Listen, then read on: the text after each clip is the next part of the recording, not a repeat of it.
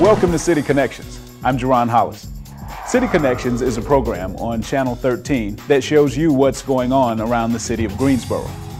Each month, we'll cover topics from police to parks and recreation, transportation, libraries, and more. So let's get started. Our first story demonstrates what can happen when vision and resources combine. When an Eagle Scout, who has a brother with special needs, recognized the need for a barrier-free parks and recreation facility, a unique partnership was created, joining a brother's vision, city resources, and private funding. Tonight, this council has the pleasure of recognizing someone who has led the way for a phenomenal accomplishment and gift to the city of Greensboro and its residents. First, let me tell you a little bit about this young man. His name is Brent Taylor. Brent is an Eagle Scout from Troop 101 at Westminster Presbyterian Church and is with us tonight. Brent, would you come forward to the podium? Let's give Brent a big hand. Thank you so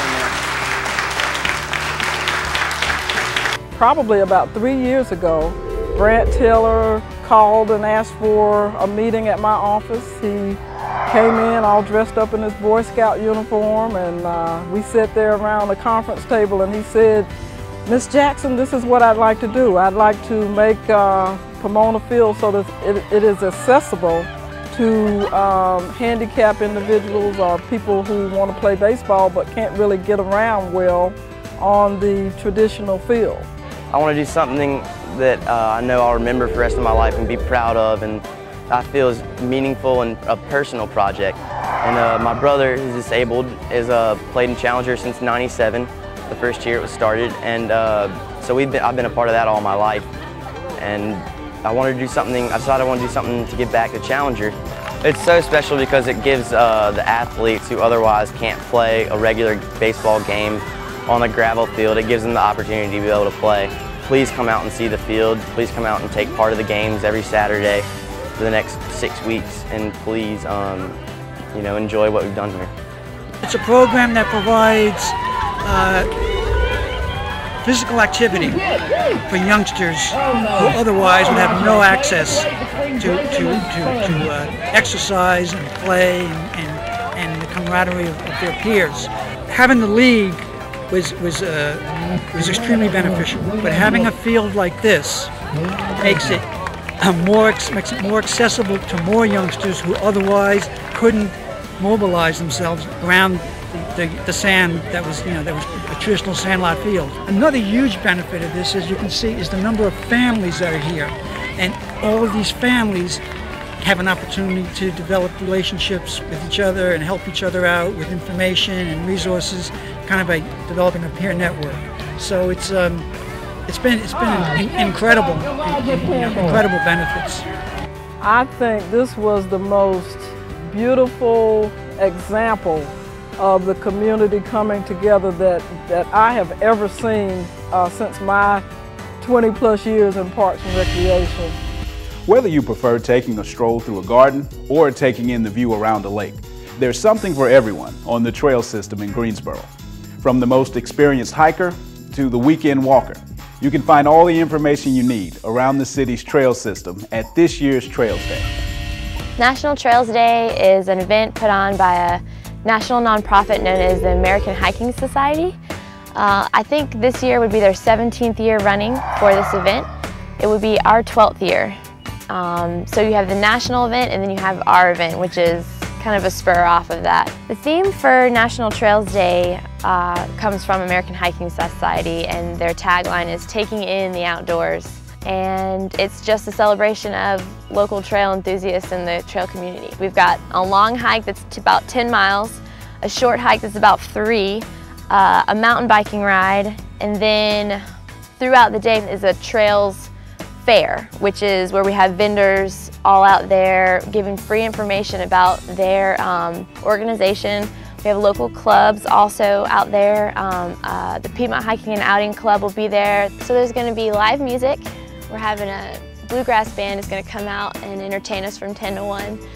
The main event is the raffle. We've had many local businesses donate gift certificates, products, to go towards this raffle, and it's a totally free event.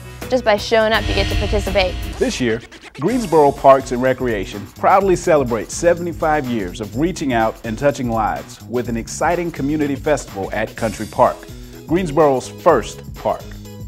The festival, designed to bring volunteers and residents together, celebrates leisure and recreation at its finest. Arts, crafts, face painting, hay rides, exciting entertainment. It's all part of Greensboro Parks and Recreation's 75th Anniversary Festival, Saturday, June 27th, 10 to 4 at Country Park. From the opening ceremonies and parade to music for a Sunday evening in the park, it's fun for the entire family.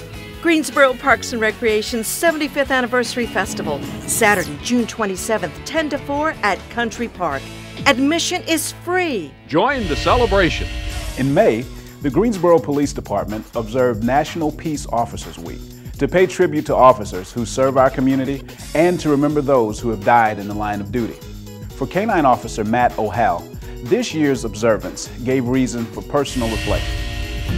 National Peace Officers Week is always observed the week in which May 15th falls. And the significance of the observance of National Peace Officers Week is to recognize all of the men and women that have given their lives in the line of duty.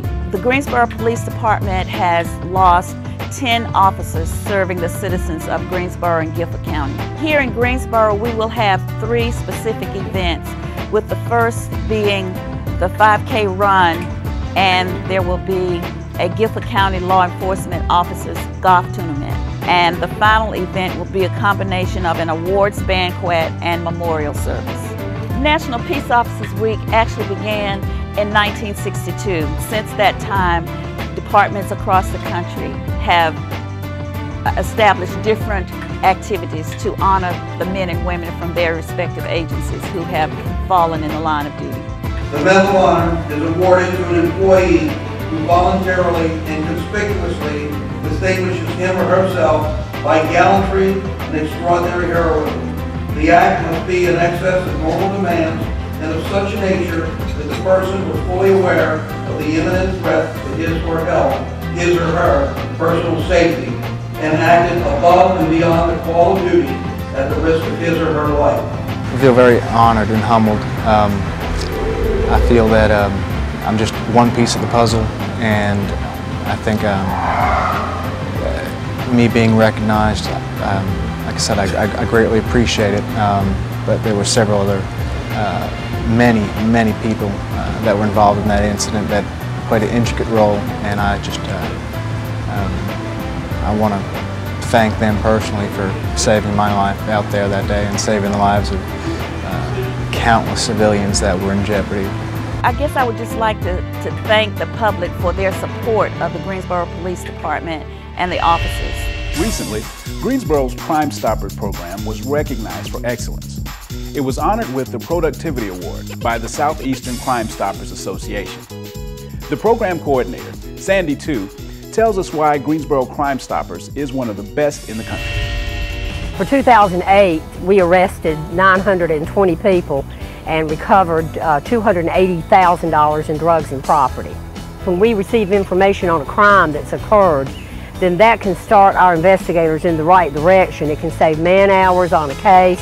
It can give us another piece to the puzzle that they're looking for, and it just helps. It helps to make us a safer community.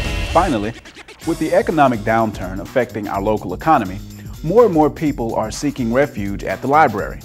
Everyone knows the library is a treasure trove of knowledge and information, but what many people are discovering is that resources available at the library could help them land their next job.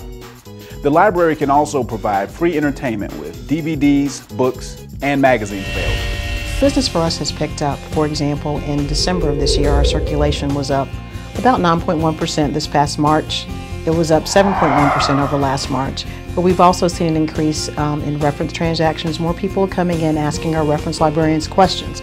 They want us to help them find information, whether that's filling a job application out online, or if it's searching for jobs, or even resume help. So we're seeing an increase in the usage of our professional staff to assist people in what they're trying to do. What's become important for us is to educate the community on the different resources that we have. And so now we're becoming one of the first places people come for for their information, for their job search. And I think that will continue. In talking to customers, our friends in the library, we found out that people, one of the ways they're saving money is whereas they would have gone to the bookstore to pay $25 or more for a book sometimes, they're coming to the public library to check out those same bestsellers. We check out DVDs and books on CDs. So DVDs check out for about 7 days. And so you can have your family entertainment. Check out the DVD, go home, have popcorn, the movie, and you've got family entertainment. Our primary focus is education, community building, and economic development. And our services are aligned to those three basic areas, which are aligned with our mission statement. One of the things that I think that people don't realize, we also have a business reference librarian who will help people who are looking to start their own business. So in other words, if you're trying to be an entrepreneur, there's some basic steps and basic skills that you need. We have a librarian here that can do that for you. Our web address is www.greensborolibrary.org. That's the easiest way to get to us. The Greensboro Public Library is a great resource, and we appreciate the community support, and just that people use us and tell other people about us, because we really are here to serve you and we want to serve you. Remember, all it takes to access these resources is a library card. If you haven't been to the library in a while, go rediscover it today. Now, here's a look at upcoming citywide events for July.